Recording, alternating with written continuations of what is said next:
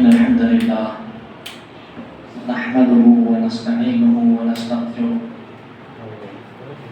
ونعوذ بالله من شرور أنفسنا ومن سيئات أعمالنا من يهده الله فلا مضل له ومن يضلل فلا هادي له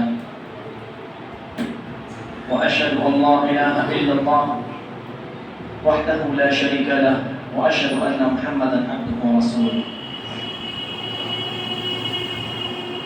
يا أيها الذين آمنوا اتقوا الله حق تقاته ولا تموتن إلا وأنتم مسلمون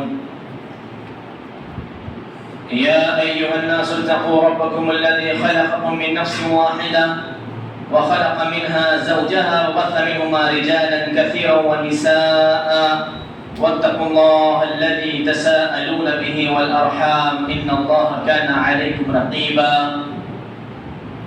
يا أيها الذين آمنوا اتقوا الله وقولوا قولا سديدا يصلح لكم أعمالكم ويغفر لكم ذنوبكم ومن يطع الله ورسوله فقد فاز فوزا عظيما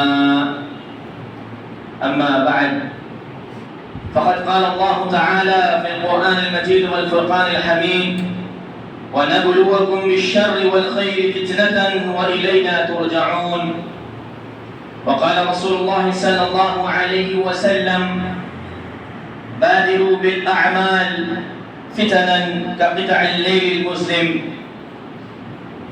يصبح الرجل مؤمنا ويمسي كافرا أو يمسي مؤمنا ويصبح كافرا يبيع دينه بعرض من الدنيا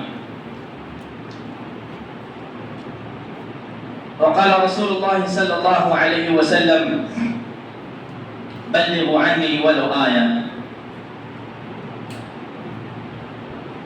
تمام در تعریفات اس اللہ سبحانہ و تعالیٰ کے لیے ہیں کہ جس نے اپنے لاکھوں کروڑوں بندوں میں سے چند ایک کو اس بات کی توفیق دی کہ وہ اس فتنے کے دور میں اللہ اور اس کے رسول صلی اللہ علیہ وسلم کی مرضی کے مطابق خطیب کے منبر پر آ جانے سے پہلے مسجد کے اندر جمعہ کے لیے خطبے کے لیے حاضر ہو گئے. یقیناً جو لوگ خطیب کے منبر پر آ جانے سے پہلے مسجد میں آ چکے ہیں اس میں ان کا کوئی کمال نہیں سوائے اس کے کہ یہ صرف اور صرف اللہ سبحانہ و تعالیٰ کی توفیق ہے. اللہ سے دعا ہے کہ اللہ سبحانہ و تعالیٰ ہم لوگوں کو ریاکاری اور تکبر اور غرور اور گھمنڈ اور اہنکار سے بچا. آمین رب العالمین. حمد و ثنا کے بعد لاکھوں کروڑوں درود و سلام ہو تمام تر انبیاء کرام پر، بالخصوص امام الانبیاء امام اعظم محمد صلی اللہ علیہ وسلم پر، جن کے ذریعے اللہ سبحانہ و تعالیٰ نے فرش سے لے کر عرش تک کا تعارف حاصل کرایا.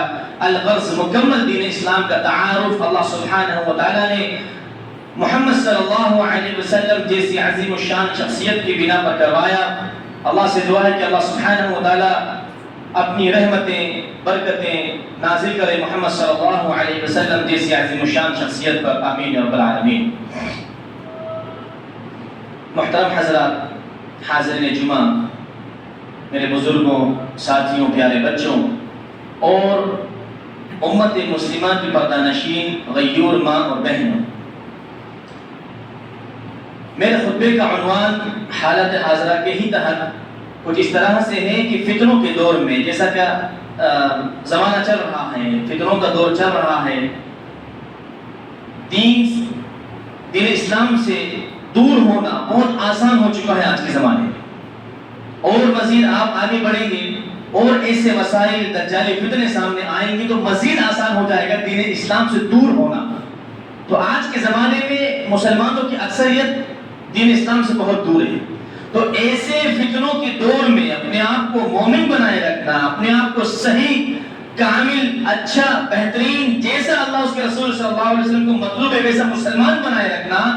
تو آج خطبے کا عنوان ہے کہ فتنوں کے دور میں مسلمان کا، ایک مومن کا، آپ کا اور ہمارا کیا کردار ہونا چاہیے، کس طرح سے ہماری زندگی گزارنا چاہیے. پوائنٹ وائز انشاءاللہ آپ لوگوں کے سامنے بات آئے گی. اس سے پہلے کچھ تمہیدی کلمات. اللہ سبحانہ وتعالیٰ قرآن میں فرماتا ہے وَنَبْلُوَكُمْ بِالشَّرِّ وَالْخَيْرِ فِتْنَةً. سب سے پہلے یہ ذہن نشین کر لیں آپ اور ہم. اللہ تعالیٰ نے کہا کہ وَنَبْلُوَكُمْ، ہم آپ کو آزمائیں گے، ہم تم لوگوں کو آزمائیں گے.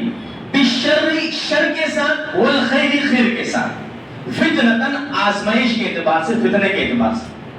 کیا بات معلوم چلی کہ ہمارے سامنے اللہ سبحانہ و تعالی شر کو بطور فتنہ بطور آزمائش لا سکتا ہے اور لائے گا اور آ رہی ہیں ہمارے سامنے اتنی چیزیں. اور اسی طرح خیر کو بھی اللہ سبحانہ و تعالی بطور آزمائش بطور فتنہ آپ کے سامنے پیش کرے گا اور پیش ہوتا بھی ہے. شر کے حساب سے آزمایا جانا سمجھ میں آتا ہے, کچھ بڑی مصیبت آ گئی, کچھ بڑا معاملہ ہو گیا, یہ بات ہمیں سمجھ میں آتی ہے. خیر کے ساتھ آپ کا جو حلال مال ہے اس کے ساتھ کچھ نہ کچھ مسئلہ ہو جائے گا. آپ کا شوہر یا آپ کی بیوی اس کے ساتھ کچھ مسئلہ کر دے گا اللہ سبحانہ وتعالیٰ. آپ کے والدین یا آپ کی اولاد سے اللہ سبحانہ وتعالیٰ آپ کو آزمائے گا حلال اعتبار سے خیر کے ساتھ. تو دونوں پہلوں کے اندر ہم کو اللہ سبحانہ وتعالیٰ کا معاملہ, اللہ سبحانہ وتعالیٰ کے تقوی کا اختیار کرنے کا معاملہ ہم کو رکھنا چاہیے. اور آخر میں اللہ تعالیٰ اس قرآن کی آیت میں کہتا ہے کہ وَإِلَيْنَا تُرْجَعُونَ, اور آپ سب کو ہماری طرف ہی لوٹنا ہے. اسی طرح فتنوں کی سنگینی کو بتاتے ہوئے اللہ کے رسول صلی اللہ علیہ وسلم فرماتے ہیں لم يبق من الدنيا الا بلاء وفتنہ. اللہ, اب آپ دیکھیں اللہ کے رسول صلی اللہ علیہ وسلم نے یہ کب فرمایا تھا, پہلے وہ سمجھ لیتے ہیں آپ. جب اللہ کے رسول صلی اللہ علیہ وسلم باحیات تھے, آپ زندہ تھے, اس وقت آج سے تقریباً 1450 سال پہلے اللہ کے رسول نے فرمایا تھا لم يبق من الدنيا الا بلاء وفتنہ, کہ دنیا میں سوائے بلاؤں کی اور آزمائشوں کچھ باقی نہ رہا. اللہ اکبر. یہ کب کہا تھا اللہ کے رسول نے؟ اللہ کے رسول نے آج سے تقریباً 1450 سال پہلے 1446 ہجری چل رہی ہے, تقریباً 1450 سال پہلے آپ نے کہا تھا کہ اس دنیا کے اندر بلاؤں اور فتنوں کے علاوہ آزمائش کے علاوہ کچھ باقی نہیں رہا. اس وقت یہ کہا تھا, تو اب 1000 سال بعد 1400 سال کے بعد کیا عالم ہوگا. اللہ اکبر. جب اللہ کے رسول صلی اللہ علیہ وسلم خود موجود تھے, اس دنیا کے اندر موجود تھے, اس وقت آپ نے بات کہی تھی کہ لم يبق من الدنيا الا بلاء وفتنہ, اس دنیا کے اندر سوائے بلا اور فتنہ اور آزمائش کچھ باقی نہ رہا. اللہ اکبر. تو آج کے زمانے میں ہم لوگ مزید کتنا احتیاط کے ساتھ, کتنا محتاط طریقے سے زندگی گزارنے کی ہمیں ضرورت ہے. اسی طرح اللہ کے رسول صلی اللہ علیہ وسلم نے فتنوں کی سنگینی بتاتے ہوئے فرمایا یوشک ان یکون خیر مال المسلم غنم. اللہ اکبر. ایک وقت ایسا آئے گا کہ ان قریب مسلمان کا ایک بہترین مال, بہترین اور زبردست مال بکریاں ہوں گی. اللہ یدفع بها شعف الجبال ومواقع القطر, وہ ان کو لے کر کہاں چلے جائے گا؟ پہاڑیوں کی چوٹیوں کے اوپر, جہاں پر بارش کا معاملہ ہوگا وہاں پر چلے جائے گا. یا پھر وہ بدینہ من الفتن, وہ بھاگے گا, فتنوں سے بھاگے گا اپنا ایمان بچانے کے لیے. اللہ اکبر. اللہ اکبر. کتنی سنگینی کا عالم ہوگا اس وقت آپ بتائیں. اور یوں سمجھیے کہ اس دور کے اندر ہم نے قدم رکھ دیا ہے. آج ہم اپنے آپ کی فکر نہ کریں, یہ جو نکات آپ کے سامنے ہمارے سامنے آ رہے ہیں, اگر ہم اس چیز کی فکر نہ کریں تو اللہ تعالیٰ کی پناہ میں ہم لوگ آ جائیں کہ ہمارے ایمان کی حفاظت کا معاملہ ہے, کہ بس ہمارا ایمان ہی بس بچ جائے. اس طرح کا معاملہ آج کے زمانے میں چل رہا ہے. اتنی زیادہ سنگینی کا معاملہ ہوگا کہ اس وقت ایک شخص کے پاس بہترین مال بکریاں ہوں گی اور وہ ان کو لے کر پہاڑوں پر چلے جائے گا, پہاڑوں پر رہنا گوارا کرے گا. اس شہر کی آبادی کے اندر اس کا ایمان خطرہ رہے گا, اس کے ساتھ جہنم اور جنت کا معاملہ رہے گا کہ یہاں پر رہ کر میرے ساتھ ہو سکتا ہے میں فطروں میں اتنا زیادہ ملوث ہو جاؤں کہ میں نعوذ باللہ ایمان سے ہی ہاتھ دھو بیٹھوں. تو اس سے بہتر یہ ہوگا کہ وہ اپنا ایمان بچانے کے لیے, اپنا دین بچانے کے لیے پہاڑوں کی چوٹیوں پر چلے جائیں. اللہ اکبر. فتنوں کی اتنی سنگینی ہوگی, آزمائش کے اتنا خطرناک معاملہ ہوگا. اللہ اکبر. اللہ سے دعا ہے کہ اللہ سبحانہ و تعالی ہم لوگوں کو حق بولنے کی اور اس کے اوپر عمل کرنے کی, اس کی تبلیغ کرنے کی توفیق دے. آمین رب العالمین. فتنوں کے دور میں ایک مسلمان کا, ایک مومن کا کردار کیسے ہونا چاہیے, پر پہلا نقطہ, پہلا پوائنٹ, فتنوں سے اللہ کی پناہ طلب کرنا. اللہ کے رسول صلی اللہ علیہ وسلم فرماتے ہیں تعوذوا باللہ من الفتن ما ظہر منها وما بطن. اللہ اکبر. اللہ کے رسول صلی اللہ علیہ وسلم صحابہ کرام رضوان اللہ علیہ مجمعین سے کہہ رہے ہیں کہ تعوذوا باللہ, تم اللہ کی پناہ میں آؤ, اللہ کی پناہ طلب کرو, من الفتن, فتنوں سے, آزمائش سے, ما ظہر منها وما بطن, جو ظاہر ہے فتنوں میں سے ان سے, اور جو باطن ہے ان سے, جو چھپے ہوئے, جو ہڈن ہے. ہمارے سامنے جو ظاہری فتنے ہوتے ہیں ہمیں سمجھ میں آ جاتے ہیں, مگر روحانی اعتبار سے, اندرونی اعتبار سے ہڈن ہم کتنے ناپاک ہو چکے ہوتے ہیں، کتنے زیادہ آزمائش میں ملوث ہو چکے ہوتے ہیں، کتنی زیادہ ہماری روح گندی ہو چکی ہوتی ہے کہ اس کا احساس نہیں ہوتا۔ ہم اس جسم کی پرواہ کرتے ہوئے بہترین غذائیات کا اہتمام کرتے ہیں، بہترین چیزیں کھاتے ہیں، مگر روح کی جو غذا ہے، قرآن کا سننا اور حدیثوں کا پڑھنا، نماز پڑھنا، تقوی اختیار کرنا، اس کا خیال نہیں رکھتے۔ تو ہمارا ظاہر تو بہت اچھا ہوتے چلے جاتا ہے مگر باطن اچھا نہیں ہوتا، دل صاف نہیں ہوتا، دل ویسا کا ویسا، کالا کا کالا ہی رہتا ہے۔ اللہ اکبر۔ تو اللہ کے رسول نے کیا فرمایا؟ ما ظہر منھا، اس میں جو ظاہر ہے، ظاہر میں جو فتنہ ہمیں سمجھ میں آ رہا ہے، اتفاق اتحاد کا نہ ہونا، لڑائی جھگڑا، مال کا ضائع ہو جانا، وہ اور وما بطن، جو ان کا باطن ہے، جو ان کا چھپا ہوا ہے، ان سے بھی پناہ طلب کرو، ان سے بھی اللہ کی پناہ میں آؤ۔ اللہ اکبر۔ تو پہلا پوائنٹ کیا ہے؟ تعوذوا باللہ، کہ اللہ کی پناہ، اعوذ باللہ من الشیطان الرجیم، خوب پڑھنا، اور اس طرح کی اور بھی جو قرآن کی آیت اور دعائیں ان کا اہتمام کرنا۔ پہلا نقطہ ہے کہ اللہ کی پناہ میں آنا ان تمام تر فتنوں سے جو ظاہر ہے اور جو ان کا باطن ہے۔ دوسرا پوائنٹ، یہ بھی بڑا اہم پوائنٹ ہے، اور کوئی بھی پوائنٹ ایسا نہیں ہے کہ وہ فرسٹ نمبر پہ تو وہ زیادہ اہم ہے، تمام تر پوائنٹ فرسٹ نمبر والے ہیں، سب کے سب پہلے ہی نمبر پہ، اس بات کو ذہن نشین کر لیں۔ دوسرا پوائنٹ، عقیدہ توحید پر ثابت قدم رہنا۔ اللہ سبحانہ و تعالیٰ قرآن میں فرماتا ہے ما اصاب من مصیبت الا باذن اللہ، کہ کوئی بھی مصیبت آتی ہے وہ نہیں آتی سوائے اس کے کہ اللہ کے اذن سے، اللہ کے حکم سے۔ آج کے زمانے میں عقیدہ توحید کا اتنا خطرناک، اتنا عجیب و غریب معاملہ ہے، الا ماشاءاللہ، کہ کچھ بھی معاملہ ہوا، وہ فلانے نے کچھ کر دیا، وہ میں پیڑ سے گزر گیا، وہ میں نے یہ کر دیا، ارے اس کی وجہ سے یہ ہو گیا، یہ فلانا ہو گیا، تو عقیدہ توحید کا خلل کا معاملہ ہو گیا۔ نعوذ باللہ، ہر چیز کا مالک، ہر چیز کے اوپر قدرت رکھنے والا صرف اور صرف اللہ سبحانہ و تعالیٰ ہے۔ تو نعوذ باللہ، گویا کہ ہمارا ایمان اور عقیدہ ہی ہو گیا، مرد ہو یا عورت ہے، کہ نعوذ باللہ اللہ کے علاوہ بھی کوئی مسئلے مسائل کر سکتا ہے، اللہ کے علاوہ بھی کوئی طبیعت خراب کر سکتا ہے، طبیعت خراب بھی وہی کرتا ہے تو اللہ سبحانہ و تعالیٰ اس کو ٹھیک بھی وہی کرتا ہے۔ یہ عقیدہ آپ کو ہمارا ہونا چاہیے۔ کچھ بھی ذرا سی آزمائش آئی، او فلانے نے کچھ کر دیا، نعوذ باللہ، او فلانے نے کچھ ایسا ہو گیا، ذریعے کا معاملہ ایک الگ ہوتا ہے، مگر مطلقاً اس کی طرف نسبت کرنا یہ عقیدہ توحید کا خلل کا معاملہ ہے۔ اللہ تعالیٰ ہماری حفاظت کرے۔ اللہ تعالیٰ نے کیا فرمایا کہ ما اصاب من مصیبت الا باذن اللہ، کہ کوئی بھی مصیبت نہیں آتی سوائے اللہ سبحانہ و تعالیٰ کے اذن کے۔ تو یہ عقیدہ آپ کے دل میں ہونا چاہیے کہ اس آزمائش کے اندر اللہ سبحانہ و تعالیٰ تو نہیں ہمیں ڈالا ہے، اور تو ہی اس آزمائش سے ہمیں نکالنے والا ہے۔ اللہ اکبر۔ اس طرح کا عقیدہ، اس طرح کا معاملہ ہمارے ساتھ ہونا چاہیے، ورنہ کسی آزمائش میں ہم پھنسے، اللہ کے علاوہ کسی اور کے اوپر ہمارا عقیدہ ہے، آئے ان کی طرف سے، تو ہم نعوذ باللہ اس سے دور ہٹانے کے لیے بھی انہی کی طرف جائیں گے، انہی کی طرف معاملہ اختیار کرتے ہوئے اللہ کو ہم چھوڑ دیں گے نعوذ باللہ۔ اور جیسا معاملہ، جیسا عقیدہ اللہ کے ساتھ ہونا چاہیے، ویسا معاملہ ہم کسی اور کے ساتھ رکھنے والوں میں سے بن جاتے ہیں۔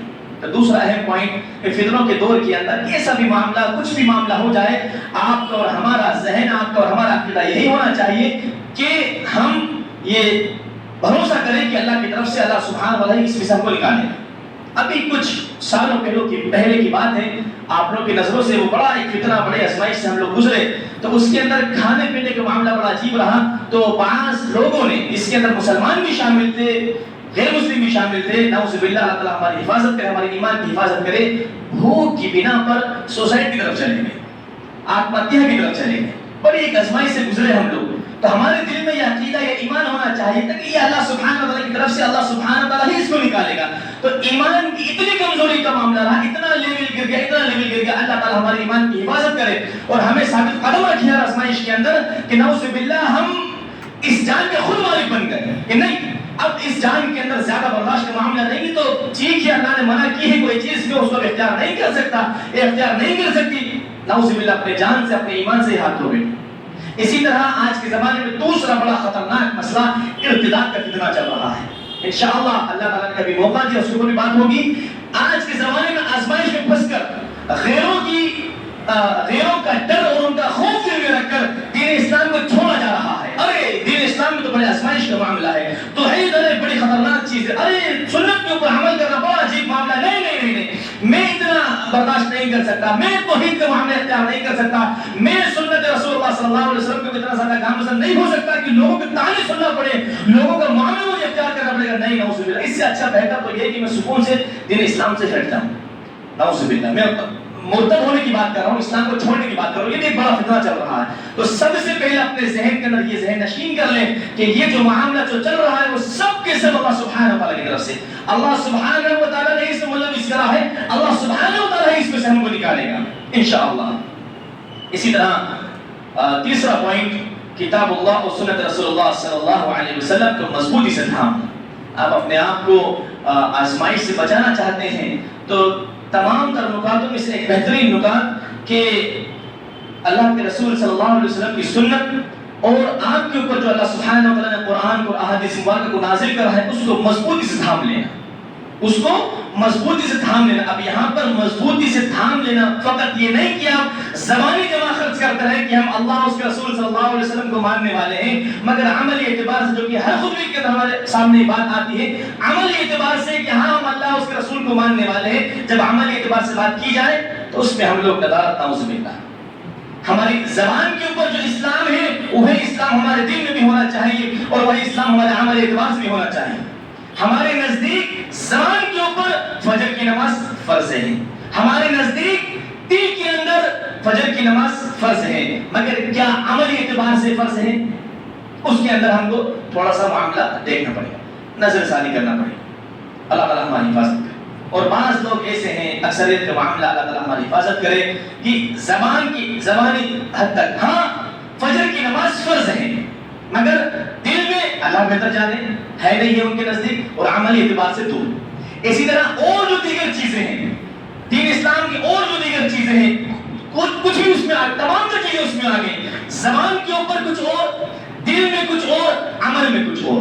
تو تیسرا پوائنٹ کہ مضبوطی کے ساتھ ہمیں رکھنے کا معاملہ یہ ہے کہ اقرار باللسان و تصدیق بالجنان و عمل بالجوارح، کہ آپ زبان سے اقرار کریں، دل سے تصدیق کریں اور عمل بھی کریں ساتھ میں۔ یہ تین چیزوں سے مل کر ایمان بنتا ہے، ایمان مکمل ہوتا ہے۔ تو کتاب و سنت کو مضبوطی سے تھامنا صرف یہ نہیں کہ اب ہم تھامے ہوئے ہیں، قرآن اللہ کی آخری کتاب، اللہ کے رسول صلی اللہ علیہ وسلم کے اوپر اللہ تعالیٰ نے حدیث بھی نازل کیا، ہم مانتے ہیں، اور عملی اعتبار سے نہ ہماری زندگیوں کے اندر قرآن موجود، نہ ہماری زندگیوں کے اندر حدیثیں موجود۔ اللہ تعالیٰ ہماری حفاظت کرے، آمین یا رب العالمین۔ اللہ کے رسول صلی اللہ علیہ وسلم فرماتے ہیں فَأَقِلُوا أَيُّهَا النَّاسِ قَوْلِي، کہ اے لوگوں اپنے عقل کے اندر، اپنے دماغ کے اندر میرے قول کو بٹھا لو، ذہن نشین کر لو۔ فَإِنِّي قَدْ بَلَّغْتُ، کہ بے شک میں نے تمام تر چیزیں تبلیغ کر دی، میں نے تمام تر چیزیں آپ کو پہنچا دی۔ قَدْ بَلَّغْتُ وَقَدْ تَرَكْتُ فِيكُمْ مَا لَن تَضِلُّوا بَعْدَهُ إِن تَمَسَّكْتُمْ بِهِ، کہ اور میں نے تمہارے درمیان ایسی چیز چھوڑی ہے اگر اس کو تھامے رکھو گے تو گمراہ نہیں ہوگے، وہ ہے کتاب اللہ و سنت رسولہ صلی اللہ علیہ وسلم، اور وہ ہے اللہ کی کتاب یعنی کہ قرآن اور اللہ کے رسول صلی اللہ علیہ وسلم کی سنت۔ قرآن اور حدیث کا جو معاملہ ہے، حدیثوں کا جو معاملہ ہے، وہ آج کے زمانے میں آپ دیکھیں، اللہ تعالیٰ ہماری حفاظت کرے، اللہ اس کے رسول کو ماننے والے اپنے آپ کو مسلمان کہتے ہیں اور قرآن کے بھی منکر ہیں اور حدیثوں کے بھی منکر ہیں، اپنے آپ کو کہتے ہیں کہ ہم صحابہ کرام کو ماننے والے ہیں، قرآن کے بھی منکر ہیں اور حدیثوں کے بھی منکر ہیں۔ تو یہاں پر ہر اعتبار سے سب سے اہم چیز، ہر اعتبار سے قرآن اور سنت کو مضبوطی سے تھامنا ہے، اور ہر اعتبار کے اندر آپ کا قول بھی اور آپ کا فعل بھی اس کے اندر موجود ہو۔ آگے آئیے چوتھا پوائنٹ، دین کا علم حاصل کرنا۔ اللہ سبحانہ وتعالیٰ قرآن میں فرماتا ہے فَلَوْلَا نَفَرَ مِن كُلِّ فِرْقَةٍ مِّنْهُمْ طَائِفَةٌ لِيَتَفَقَّهُوا فِي الدِّينِ وَلِيُنذِرُوا قَوْمَهُمْ إِذَا رَجَعُوا إِلَيْهِمْ لَعَلَّهُمْ يَحْذَرُونَ۔ اللہ اکبر۔ اللہ سبحانہ وتعالیٰ قرآن میں فرماتا ہے کہ تم میں سے ایک جماعت ایسی ہونا چاہیے کہ جو دین کا علم حاصل کرے، دین کا جو سمجھ ہے اس کو حاصل کرے، اور اپنے قوم کے اندر جب وہ آئے تو ان کو اللہ اس کے رسول صلی اللہ علیہ وسلم کا جو معاملہ ہے دین اسلام کے اعتبار سے ان کو ڈرائے، اور امید ہے کہ قوم والے ڈر جائیں اور احتیاط برتنے لگیں۔ اب آپ دیکھیں یہاں پر ایک چیز کے تمام تر جو لوگ ہیں، پورے امت مسلمہ دین کا علم حاصل نہیں کر سکتی، تمام تر لوگ جو ہے دین کا علم حاصل کر کے علماء نہیں بن سکتے۔ اللہ تعالیٰ نے کیا کہا، کوئی ایک اسی جماعت ہونا چاہیے۔ اب یہاں پر عام مسلمان کیا کریں؟ الحمدللہ اللہ سبحانہ و تعالیٰ نے ہر ایک کے لیے ہر ایک شعبے کے اندر جو موجود ہے، کوئی ایسا شعبہ نہیں ہے جس کے اندر اسلام کی رہنمائی نہیں ملتی ہو. تو اب عام مسلمان کیا کرے؟ ظاہر بات ہے سب لوگ مل کر دین اسلام کا علم حاصل نہیں کر سکتے. فطرت بھی اس بات کی اجازت نہیں دیتی کہ تمام تر لوگ نکل جائے، کوئی بستی خالی ہو جائے، ایسا نہیں. تو اللہ سبحانہ و تعالیٰ نے بعض لوگوں کا معاملہ کر دیا کہ بھئی آپ دین کا علم حاصل کریں اور آپ قوم کو آ کر ڈرائیں. اب یہاں پر عام مسلمان کیا کریں؟ عام مسلمان کا معاملہ کیا ہے؟ اس کی رہنمائی کے لیے بھی بڑی مشہور و معروف قرآن کیا ہے، فَاسْأَلُوا أَهْلَ الذِّكْرِ إِن كُنتُمْ لَا تَعْلَمُونَ، کہ تم لوگ اگر کوئی تمہارے ذہن میں سوال ہو، فَاسْأَلُوا أَهْلَ الذِّكْرِ إِن كُنتُمْ لَا تَعْلَمُونَ، اگر تم کسی چیز کا علم نہیں رکھتے ہو تو اہل علم سے، علماء سے رجوع کرو، ان سے سوال کرو.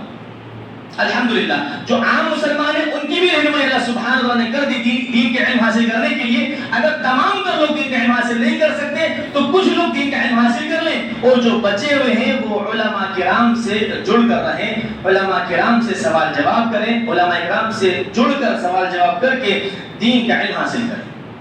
اللہ اکبر. آج کے زمانے میں دیکھیں یہ بھی ایک بڑا فتنہ چل رہا ہے کہ نوجوان طبقہ اس کے اندر زیادہ شامل ہے کہ چند ایک کتب پڑھ کر نعوذ باللہ وہ علماء کرام تک کی تکفیر کرنے لگ جاتا ہے. میں جو ایک دم گمراہی کا اپر لیول ہوتا ہے، تکفیر سے مراد کافر اور مشرک بنانے لگ جاتا ہے، میں وہ بات کر رہا ہوں ڈائریکٹ. آپ نے چند ایک کتابیں پڑھ لی، وہ اپنی سمجھ کے ساتھ آ کر علماء کرام کی ہی تکفیر کرنے لگ جاتا ہے.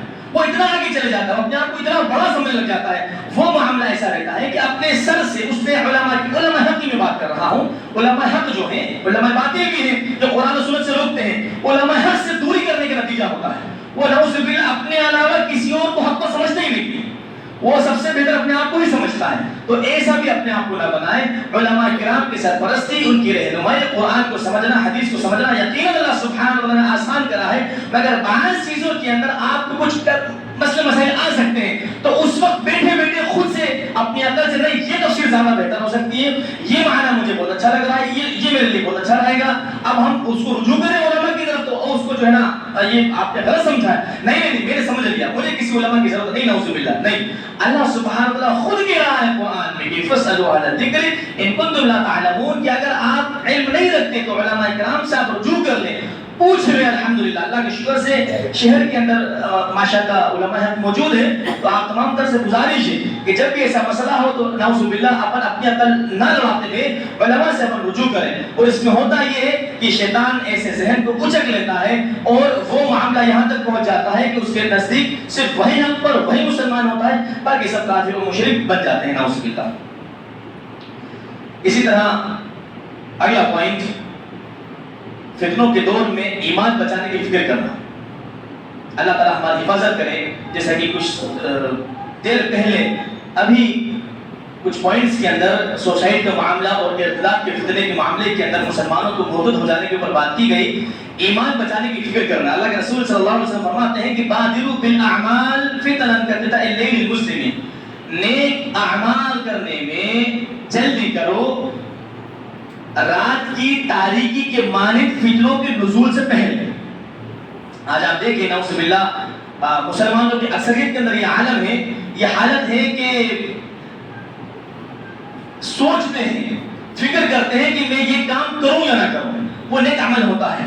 اس سے بڑھ کر فرائض کا جو معاملہ ہے ہماری زندگی کے اندر وہی خطرناک طریقے سے چل رہا ہے.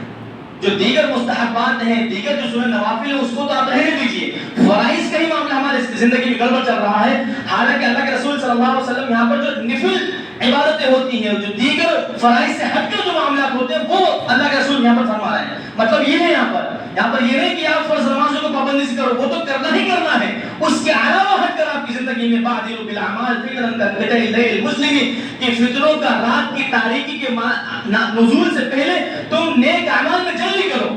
ارے فرائض تو کرنا ہی کرنا ہے آپ کو، اس پہ کوتاہی کا معاملہ نہیں ہونا چاہیے. اس سے ہٹ کر اللہ کے رسول صلی اللہ علیہ وسلم فرما رہے ہیں. کیوں سنگینی، کیا سنگینی اور کیا معاملہ ہوگا؟ اللہ کے رسول صلی اللہ علیہ وسلم فرماتے ہیں کہ یصبح الرجل مؤمنا ویمسی کافرا، ایسا دور آنے والا ہے، ایسا معاملہ آنے والا ہے کہ صبح کو کوئی مومن ہوگا تو شام کو وہ شخص کافر ہوگا.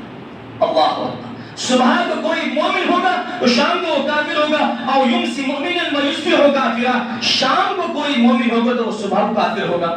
اللہ اکبر. یبیع دینہ بعرض من الدنیا، اور اپنے وہ دین کو دے گا نعوذ باللہ، اپنے ایمان کا سودا کر دے گا نعوذ باللہ، دجال کے پجاریوں کو مسلمانوں کی مخبری کرنے کا معاملہ کرے گا، مسلمانوں کو پھنسانے کا معاملہ کرے گا، سود بولے گا، وہ جو بڑے بڑے حرام چیزیں ہیں اللہ سبحانہ و تعالیٰ نے جو حرام چیزیں کری ہیں اس کو وہ حلال کر لے گا، اللہ اللہ، وہ دین کو بیچ دے گا، اس کے نزدیک مرڈر قتل آسان ہو جائے گا، مسلمان کو پھنسانے کا معاملہ اس کے نزدیک آسان ہو جائے گا، بہرحال جو بھی حلال رشتے توڑنا آسان ہو جائے گا اس کے نزدیک، جو بھی بڑی بڑی حرام کردہ چیزیں ہیں وہ بیچ دے گا، دنیا کے لیے بیچ دے گا، وہ اللہ بیچ دے گا، یبیع دینہ بعرض من الدنیا، وہ دنیا کو بیچ دین کو بیچ دے گا اب چھوٹی سی دنیا کے لیے۔ اللہ سبحانہ وتعالی ہماری حفاظت کریں، اللہ سے دعا ہے کہ اللہ سبحانہ وتعالی ہمیں عمل کی توفیق دے، آمین اور آمین۔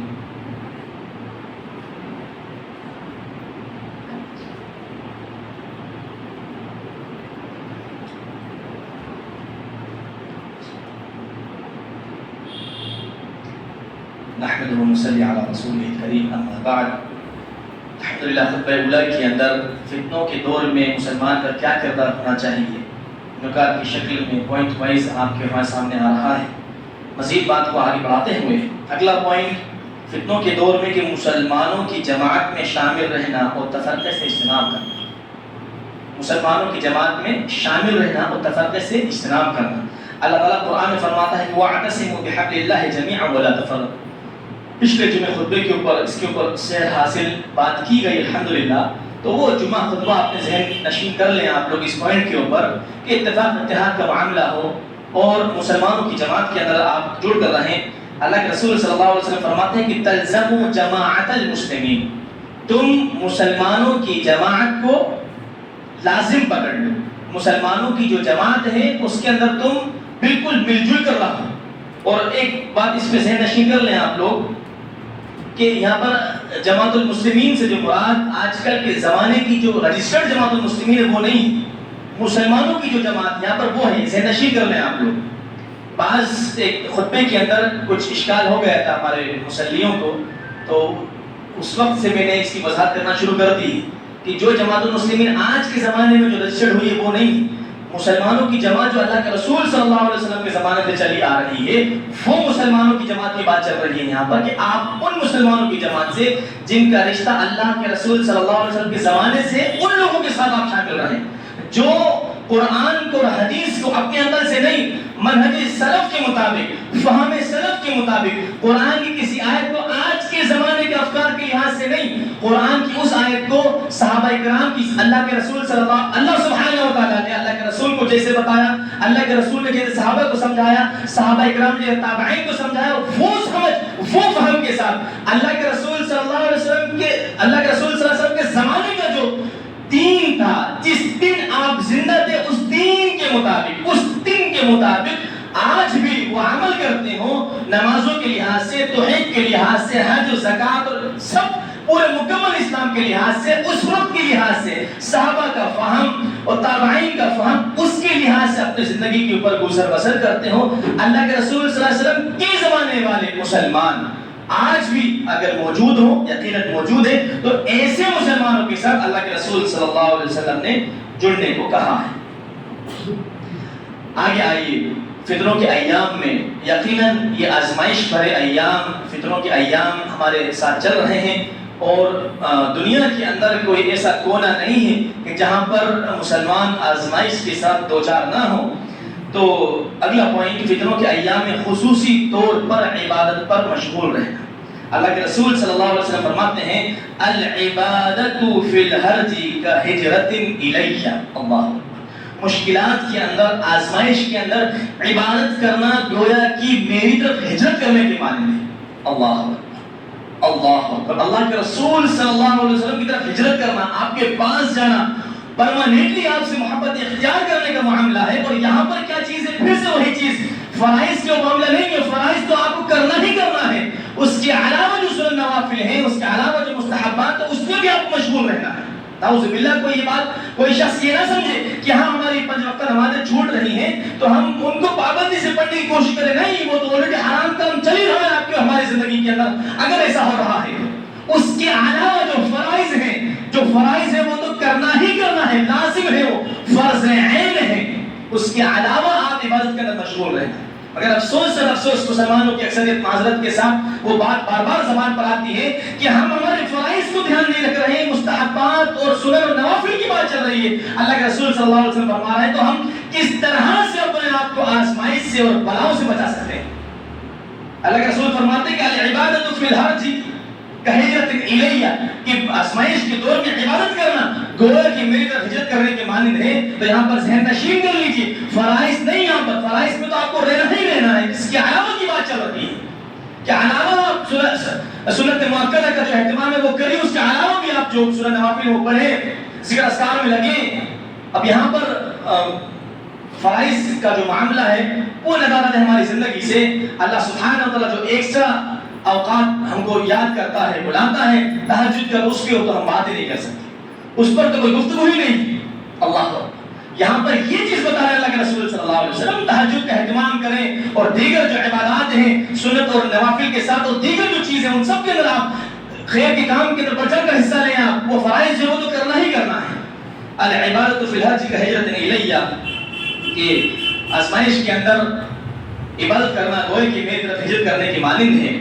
آگے اگلا پوائنٹ اللہ کے رسول صلی اللہ علیہ وسلم فرماتے ہیں, اللہ سبحانہ وتعالی قرآن میں فرماتا ہے کہ یا ایھا الذین آمنوا ان تتقوا اللہ یجعل لکم فرقانا, کہ اگلا پوائنٹ یہ ہے کہ تقوی اختیار کرنا اللہ سبحانہ وتعالی کا. اگر آپ اپنی زندگی کے اندر اللہ سبحانہ وتعالی کا تقوی, اس کا ڈر اور خوف رکھیں گے تو تمام تر دیگر کا اللہ سبحانہ وتعالی ڈر اور خوف آپ کے دل سے نکال دے گا. اور اگر آپ اس کا الٹا کریں گے, اللہ سے نہیں ڈریں گے, اللہ کے خوف اختیار نہیں کریں گے, تو اللہ سبحانہ وتعالی ہر ایک ڈر آپ کے دل میں ڈال دے گا.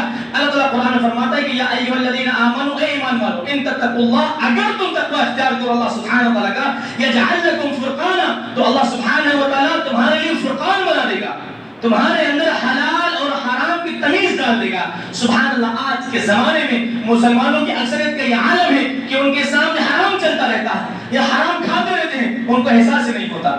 آج کے ٹائم پر گناہ کو گناہ سمجھنا ختم کر دیا.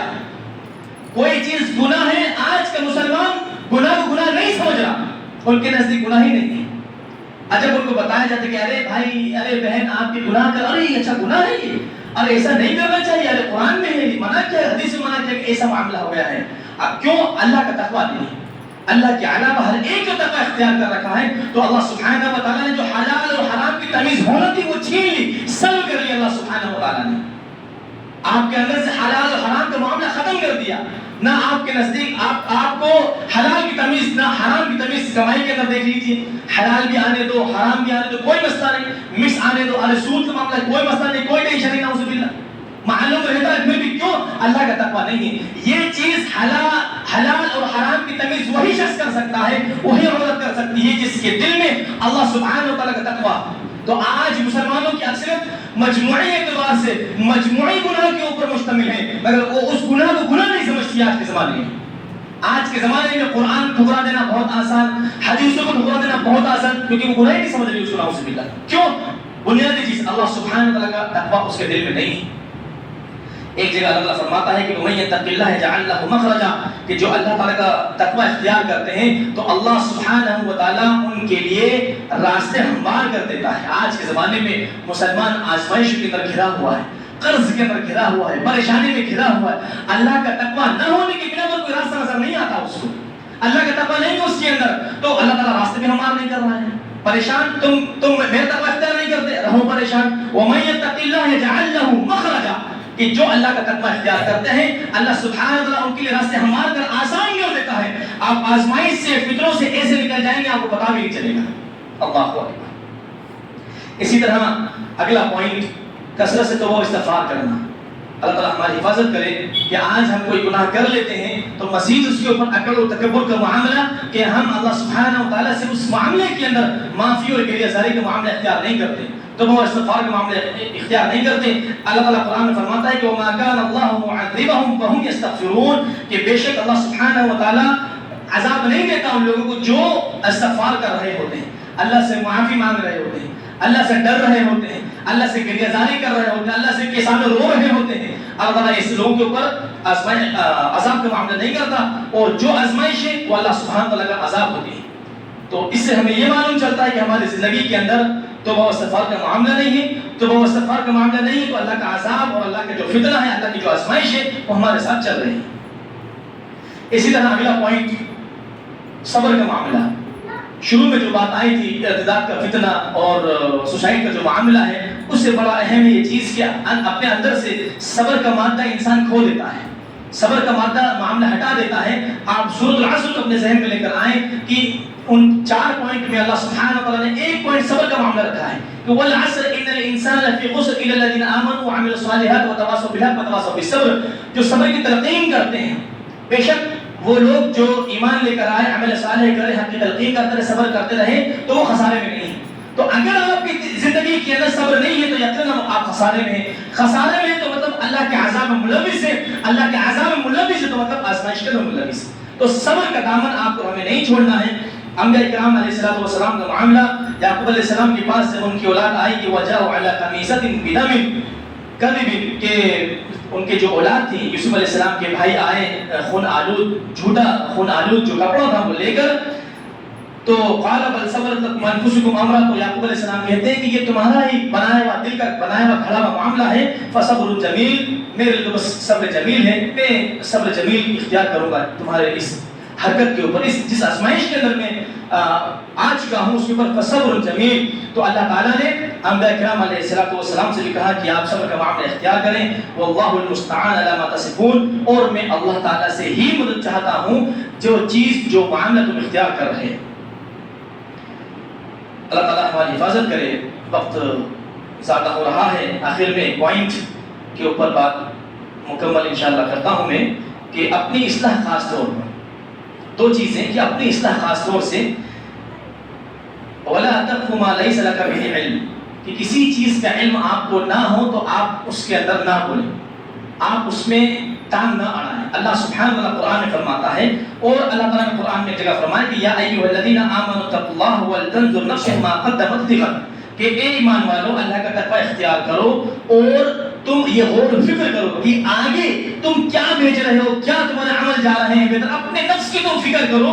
واتقوا اللہ, اللہ کا تقوی اختیار کرو. ایک جگہ اللہ نے فرمایا یا ایھا الذین آمنوا علیکم انفسکم, کہ اے ایمان والو تم اللہ کا تقوی, اپنے نفسوں کو دیکھو, اپنے گریبان میں جھانکو. آج اللہ تعالیٰ ہماری حفاظت کرے. اکثریت کا یہ عالم ہے اتأمرون الناس بالبر, لوگوں کو نیکیوں کا حکم دیتے ہیں, وتنسون انفسکم, اور اپنے نفسوں کو بھول جاتے ہیں. میں یہاں پر کھڑے ہو کر لوگوں میں تلقین کرتا ہوں دین اسلام کی, اور خود دین اسلام کے اوپر عمل نہ کروں. ایسا معاملہ اللہ ہماری حفاظت کرے. اکثریت کا ہو گیا ہے. عملی اعتبار سے ہم نہیں چاہتے کہ ہم عملی اعتبار سے مسلمان بن جائیں, مگر کوئی اور عملی اعتبار سے مسلمان بن جائے, ہم اس میں لگیں گے. تو سب سے زیادہ اپنے نفس کی فکر کریں, اپنے آپ کو بھی دیکھیں, ساتھ میں دیگر کو بھی سمجھائیں, گھر والوں کو بھی سمجھائیں, مگر سب سے پہلے اپنے آپ کی بھی فکر کریں, اپنے آپ کو سدھارنے کی کوشش کریں.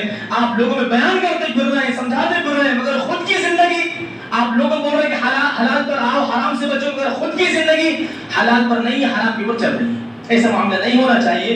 اللہ کے رسول صلی اللہ علیہ وسلم فرماتے ہیں کہ تأخذون ما تعرفون, جو معروف ہے, جو نیک چیزیں اسے اختیار کر لو, وتذرون ما تنکرون, اور جو بری چیزیں اس کو چھوڑ دو, وتقبلون, اور متوجہ ہو جاؤ, علی امر خاص بکم, تمہارے نفس کی طرف خاص طور پر متوجہ ہو جاؤ. علی امر خاص بکم, اپنے نفس کی طرف توجہ دو, اپنے نفس کی طرف دیکھو, جو معروف اسے اختیار کر لو, جو برا اسے چھوڑ دو. وتقبلون علی امر خاص بکم, اور متوجہ ہو جاؤ. دیکھو اپنے آپ کو, بار بار آئینے کے سامنے اپنے آپ کو کھڑے کرو کہ میں جو زمانی اعتبار سے اپنے آپ کو بتا رہا ہوں, عملی اعتبار سے میں بھی لگا. تو یہ بھی بہت اہم چیز ہے فطروں کے دور کے اندر, اپنی بھی اصلاح کرنا, دوسروں کو تو کرنا ہی کرنا ہے, اس پہ تو ہم لگے ہوئے ہیں. صبح شام ابھی کوئی آپ کو فون لگا دے کہ صاحب بھائی کو سمجھانا ہے, 1 گھنٹے کی جگہ آپ 2 گھنٹے دے دیں گے. اپنے آپ کو کتنا وقت آپ دے رہے ہیں وہ آپ دیکھ لیجیے.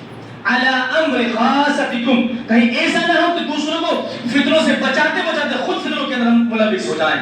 اللہ سے دعا ہے کہ اللہ سبحانہ وتعالیٰ ہم لوگوں کو کہنے کی بھی توفیق دے اور عمل کی بھی توفیق دے. آمین یا رب العالمین. ان الحمد للہ نحمده ونستعينه ونستغفره ونعوذ بالله من شرور انفسنا ومن سيئات اعمالنا, من يهده الله فلا مضل له ومن يضلل فلا هادي له, واشهد ان لا اله الا الله وحده لا شريك له, واشهد ان محمدا عبده ورسوله. اما بعد فان خير الحديث